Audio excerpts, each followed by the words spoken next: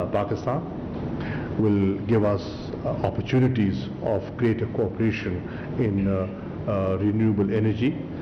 The fact that that both sides have agreed towards, and Denmark has included Pakistan in the Danish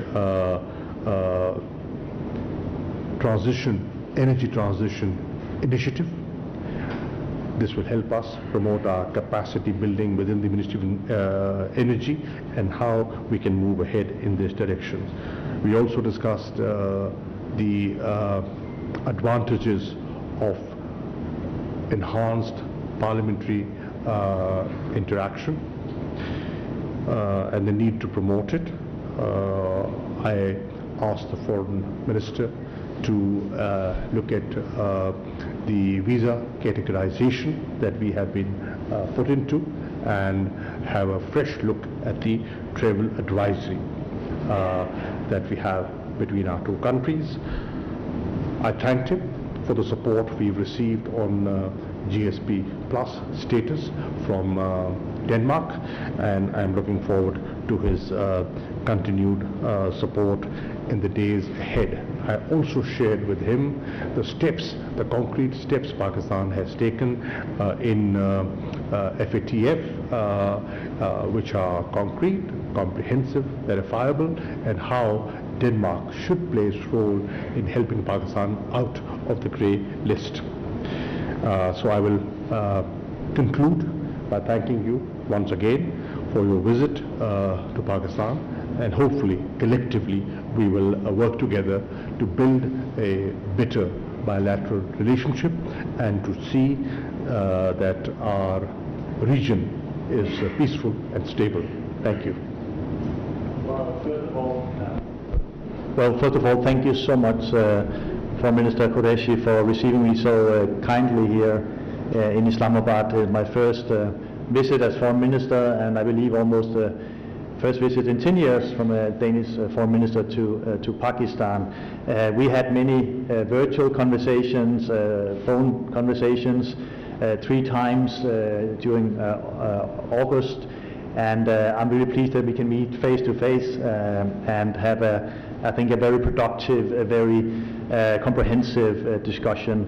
We had a good and open discussion, and it was something that I really appreciate. We do not necessarily agree on everything, but we have many shared interests that we also had time to discuss and find solutions to.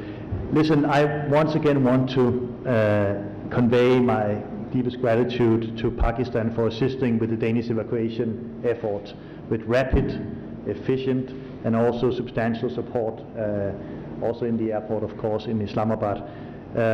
It was only hours after I spoke with Foreign Minister Qureshi, we were granted permission to use the airport facilities. Thank you, Minister, for that. This arrangement has been crucial in our evacuation and became a model for a number of countries to follow.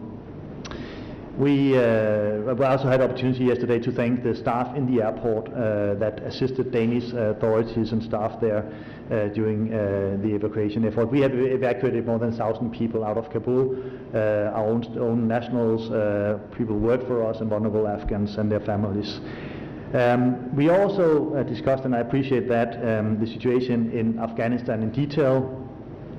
We are, of course, deeply worried that Afghanistan become a safe haven for terrorist groups. The people of Pakistan knows the horrors of terrorism better than anyone else.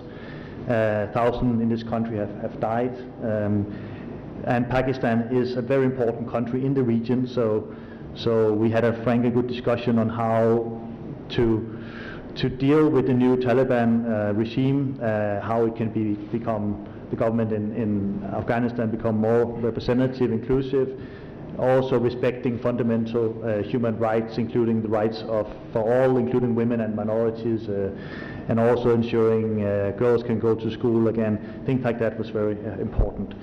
Listen, we have a strong and long bilateral relationship, Pakistan and Denmark. For the past 70 years we had diplomatic ties.